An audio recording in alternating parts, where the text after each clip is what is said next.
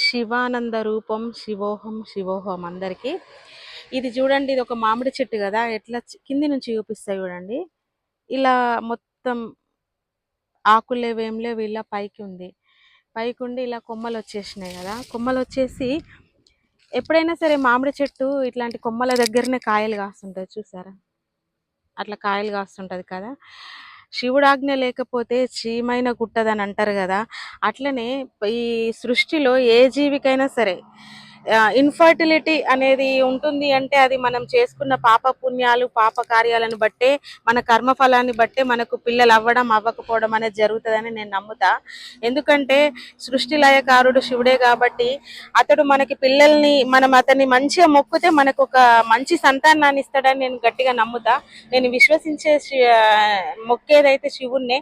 చూసారు కదా, ఈ చెట్టు కొమ్మ మొత్తం ఎండిపోయి ఉంది. ఇది మొత్తం చూడ, దీనికి ఎక్కడ కూడా ఎండిపోయి ఉంది మొత్తం. ఇట్లా అంటే పెలుసులు పెలుసులు ఇరిగిపోతుంది చూసారా, ఇట్లా అంటే ఇరిగిపోతుంది. అగో చూడండి, మొత్తం ఇరిగిపోతుంది ఇట్లా అంటే పెలుసులు పెలుసులు. కానీ ఇక్కడ ఒక చిగురించిన కొమ్మని చూసారా, 2 కాయలు కాసేసింది.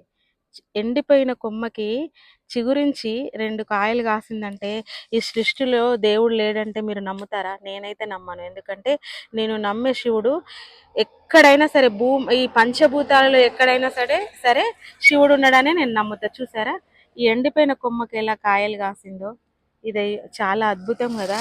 చూడండి, ఇంత మొదట కూడా ఇలా కాయలు కాసిందంటే ఈ సృష్టిలో అసలు జీవం లేనిది ఎక్కడ?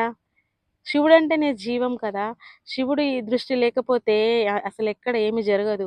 ఎండిపోయిన గడ్డిని కూడా పచ్చగా చేసే శక్తి ఓన్లీ శివుడికి ఉంటుందని నేను నమ్ముతా. చూసారు కదా, మొదట ఇది ఈ మొదలులో ఇలా చిన్న కొమ్మ వచ్చింది. ఈ చిన్న కొమ్మ గాలికైనా కొట్టుకపోవచ్చు, ఎండకైనా ఎండిపోవచ్చు, ఈ రోడ్డు మీద నీళ్లు పోయడానికి కూడా ఎవరు లేరు. కానీ ఇక్కడ మామిడికాయలు అయితే ఎలా కాసాయి చూసారా. అందుకే దేవుడు అనంతం, ఎక్కడైనా ఉన్నాడు. దీన్ని బట్టి మీకు దేవుడు ఉన్నాడని అనుకున్న వాళ్ళు ఓం నమ శివాయ అని కామెంట్ చేయండి.